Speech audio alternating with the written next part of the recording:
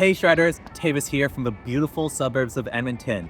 Today, I'm going to teach you every single thing I know about backside windups and snaps. And we're doing it shirtless, not just for the two female viewers, but also because there's a lot of micro movements and adjustments that you can't see necessarily with clothes on, but we'll be covering in this video. It's going to be very in-depth because backside takeoffs are some of the most complex aspects of all of snowboarding tricking, and it's a building block of all of your backside spins. So we're going to start with the basics and then get into the nitty-gritty. Starting with what you want to be doing.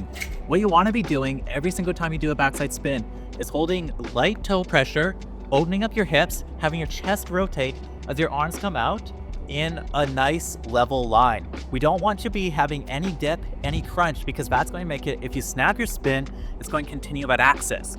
So watch this. Even here, even if I have the perfect point of position, if I go and let my shoulder drop just a little bit and start to throw, it's going to round out my whole spin rotation, making it so my shoulder gets dropped down. Same with being too far up, too much over the heels, that's going to make it so my rotation is sent up, throwing me off axis. So it's a really fine line. So what we're trying to achieve with our snap is parallel shoulders that set our head into a nice position to be underneath our arm. We don't want to be snapping up and over the arm, across, to down, because that's going to throw you off axis and make it hard to control. Now we're going to talk about a little bit of the nitty-gritty details before going in and talking about how they all come together in order to make a perfect backside takeoff. So let's start with the feet and work our way up. Leg positioning. So one thing you might see people do is lift their front foot as their toes dig in. This is really hard to do in an actual snowboard, so instead of actually trying to do this, it's more of a general vibe. The reason why this is the vibe is because it sets your weight with your back knee onto your toe edge, helps you grip in, holding a clean line. And then lifting the heel helps you open your hips while shifting weight back onto your heel edge, making sure that you don't start tipping forward and digging in. And that's what lets you build up that strong hip opening platform. And what we're aiming for here is a knee that's going straight past our big toe. We don't want this knee to come in, come out, because that's a compromised position that's going to be hard to spring from. Just think of trying to ride through a jump, spin like this, as going buckle. So we want it to be in that strong stack position as we rotate the hips. It takes a while to build this range of motion, and for something like a back 3 or a back 5, it doesn't need to be too exaggerated.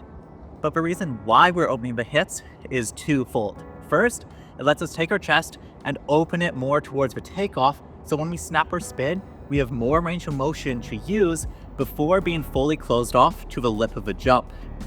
And the next reason we're opening up is just because it's going to give you more power and more room to drive.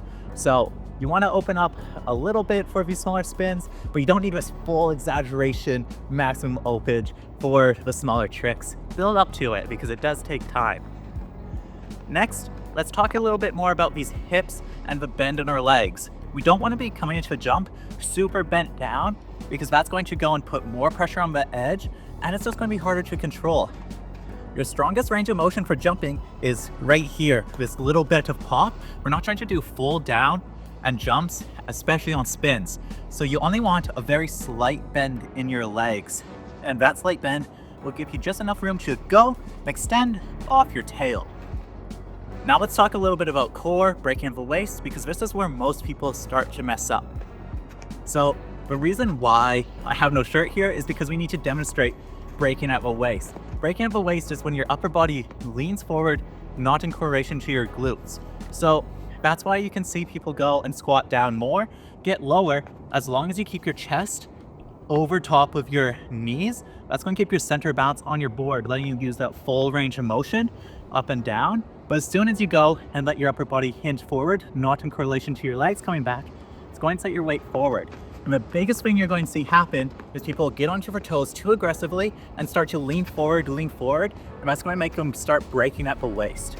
So in order to avoid this, it's going to be a lot of an approach issue as well. So we'll talk about it in a sec, but you need to make sure that you're not going and letting yourself hinge forward, break forward, let that spine round. As soon as your spine does anything but hold that straight arc, it's going to be not ideal. We'll demonstrate this in the back clip. So watch this. I can squat down through this whole motion while maintaining a squat position because I'm letting my butt come out in correlation to my upper body going forward. But as soon as I let my upper body hinge and start going down, it's going to make it so first, I'm feeling a lot of strain in my lower back. Second, it's letting me fall over. I need to activate it. Your squat down motion shouldn't be going and making you lean forward or lean backwards. It should be set on your balls of your feet, and as you go down, it continues to go down with you, maintaining that same contact point. That's going to be really important. Next, we'll talk about head positioning and arm positioning before talking about how we can bring this all together. How are you doing? You comfy, Mom? I got my mom filming this. Pretty dope. All right, so arm positioning. You want your arms to be thrown on this nice parallel plane of rotation. If you're trying to cork, you go and shift it more over your tail, shifting your whole upper body instead of your shoulders. Or starting to try throw down, you want your whole body to be shifted into whatever rotation you're trying to do. The issue that happens here is a lot of times people will go and let their shoulders start caving in. So you can see that I can try throw a spin by having my shoulder push forward. This isn't ideal. We want our shoulders to be squared. Think of it as you have a steel bar coming all the way through them and you're throwing them connected. So when I go and throw a backside spin, my shoulders are staying straight and in line instead of coming and crumpling. The reason why we don't want this crumple is because the crumple drops your shoulder. And when you start dropping your shoulder, it starts bending you forward, breaking up the waist, making it so your throw goes down. We'll go and put you on an axis, shoot, down and over. What's going to be a lot harder to control. That's why with straight, strong shoulders, your shoulders should always be in a stiff line. And then if you want to add more cork, more axis, you start taking this line and angling it all together. So I'm throwing flat spin, cork, super cork, misty. So if I'm doing a super flippy dub back 10, I'd be winding up, shifting my whole body up and over my tail like that, trying to keep a straight line, straight shoulders, everything strong. And head positioning, if you don't have the right head positioning, it's going to mess everything up. So there's two things you need to make sure you're doing with your head. First of all, looking as close to the takeoff as you can. You don't want to be looking at the center of the takeoff. You want to be looking at where your board's coming off the takeoff. This is something I still struggle with and I'm working on because it's not easy. And then the next part that's going to determine your axis rotation, how well you can spot, is making sure that your head is leading the rotation, coming in right under the shoulder without overextending. If you let your neck start coming down, start twisting, overextending, it's the same principles as the torso and everything. You want to keep it tight with just using your chin to tilt it down, leaving it in this stack position where your head's leading, but you're not going and stretching it, extending it. Instead, it's just a nice little subtle position. Now, how do we bring that all together? Well, first of all, you can't do a wind up without an approach. So the best way to think about doing this approach is not leaning to your heels, but leaning to your toes, because when you're leaning to your toes, it's going to make it so your momentum rolls you forward, make you want to collapse at the waist, start turning off the end. So instead, it should be squatting down extra to get your weight shifted on your heels just by putting pressure down on it. And that makes it so it's easy to swap and transition to your toe edge in this light motion while opening at the hips. So that's a goal of every approach you have, to be coming in subtly heels, slightly angled towards the corner of a takeoff, and then shift from that subtly to open your hips. So we're not going heel edge, toe edge, wind up. Instead, we're trying to have our weight shifted onto our heels, and as we go and add that rotation to the toes, it goes and moves our pressure from being heel focused, toes dug in, hips open, and this is naturally going to go and put pressure onto our toe edge, allowing us to get on our toe edge with a lot less sideways momentum, making it so you can hold a straight line a lot longer. I guess the last thing we'll talk about here is timing, how you can piece it all together. Your timing and wind up for the backside spin is really important. This position is really hard to hold. You don't want to be riding into a jump like this because you're going to get bucked, you're just going to start digging in. So you want to go and make sure that you're not going and doing your wind up until you go heels, toes, and as you're going for your toes, then you open up. And then for your snap, it's really important to not overdo it. If you're doing a 360, just a light shoulder close will be more than enough. You'll be able to get most of this rotation around by making sure that you're leaving stacked, leading with your upper body.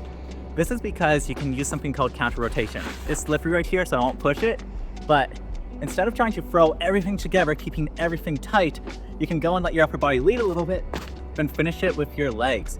This is the mindset you should be taking into every backside snap, letting your upper body set for rotation, lead it, and continue leading it through the spin as you tighten stuff together. So if you do a 7, you're not trying to go snap here, keep everything tight through full duration. Instead, you're trying to go snap, let your upper body lead for rotation, and then as the rotation continues, you slowly bring things together while making sure that your upper body's pulling, leading into that rotation. And that's how you can get a smooth rotation where you don't need to worry about much power. So to recap, try to get light heel pressure by going and squatting down, shifting your hips open to help you shift onto your toe edge, winding up, no more than necessary. You want to have a small wind up as needed. This should only be X Games mode. And then the last thing is making sure that you have a nice smooth release, not trying to go and rush the timing. Smoothness and precision is really important. If you can get a smooth straight line off the takeoff, smooth constant speed of snap with your upper body, is going to set you up for a powerful spin. I actually have one more thing to talk about because I don't have this structured or anything, but your arm positioning. You don't need to have your arms up thug mode the whole time to keep them straight. A lot of pros keep their arm down, but as they grow or spin, they let their arm come up, and this does a lot to like extend the body, make it tighter, so it looks like this. My big problem, and I'll be honest about this here, is I don't bring my arm up high enough. This has to do with shoulder tears, bad form, so I do my spins a lot like this, where I'm keeping my shoulders flat and stacked, but because my arm's not fully up, it's not giving me complete control over my rotation. It's not having my arms help me give that rotation. Instead, it's spinning a little bit through the jump. So that's something I'm personally working on, is making sure that my arm is finishing the rotation flat. Because at the end of the day, if you get a straight takeoff, you go and get a nice pop with a flat body with a proper head position, your backside spin will just work. So it's a very complex motion. There's a bunch of little details that can go and throw you off. And it's really hard to go and fix one of these problems without another one showing its fangs. So go practice this form at home. Just practice opening up your hips, getting used to this range of motion, shifting your weight, snapping. Practicing this at home, practicing it when you're going down the mountain is one of the best things you can ever do for your riding. So stay training on it, and when you go to actually bring it to snow, it should be a lot easier. And we'll go and make more videos on this with actual snowboarding, but this is what I do. I spend a lot of time looking in the mirror, working on my wind-ups, my snaps, and honestly, if you want to do backside spins, I really think you should try it as well. I'm Tavis from Snowboarding Explained, and thank you for watching the video. I hope you learned something new.